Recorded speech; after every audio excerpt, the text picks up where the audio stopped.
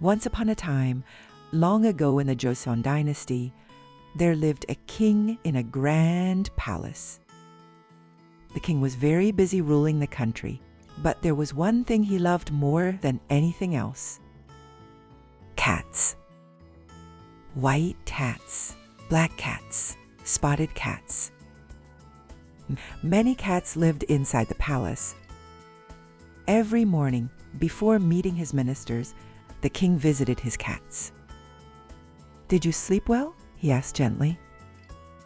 When the king stroked their heads, the cats answered with soft, happy meows.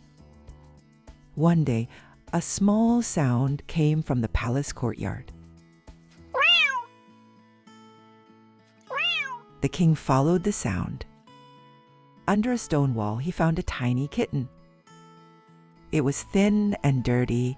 One paw was injured. The kitten was shaking from hunger and fear. The ministers gathered around. "Your Majesty," one said, "that is a stray cat. It should be sent outside the palace." "It may be sick," said another. "It does not suit the dignity of the palace," said a third. But the king slowly shook his head. "No," he said softly, "this small life is precious too." The king gently picked up the kitten. The kitten hissed and raised its tiny claws, but the king did not get angry. "You are very scared," he whispered. "It is all right. You are safe now." The king called his attendants. "Bathe the kitten. Give it warm milk. Prepare a soft blanket." "Yes, Your Majesty," they replied.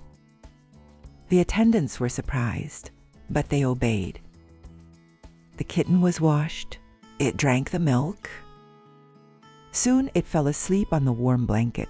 After a few days, the kitten grew healthy. Its gray fur became shiny, and its injured paw healed. But something unusual happened.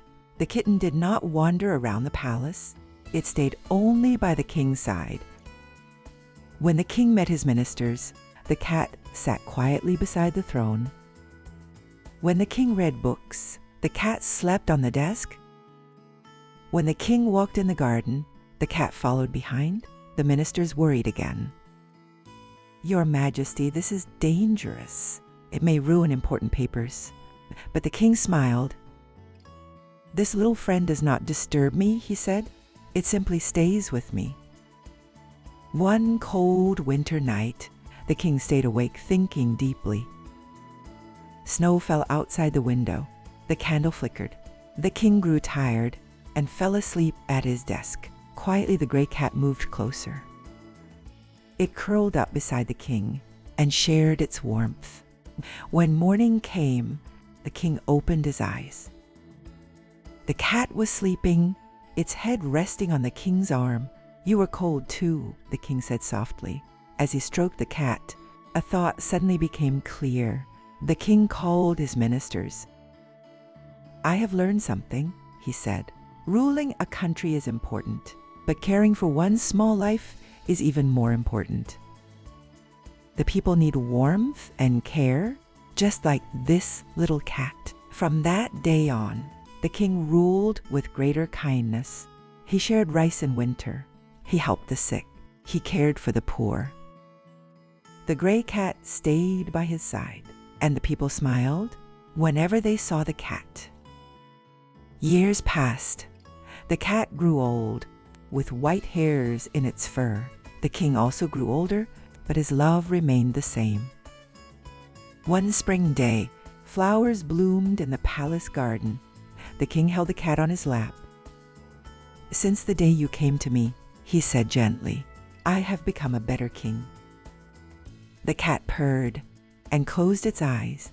Even today, cats live in the palace. And people still tell the story that long ago in Joseon, there lived a kind king who loved cats.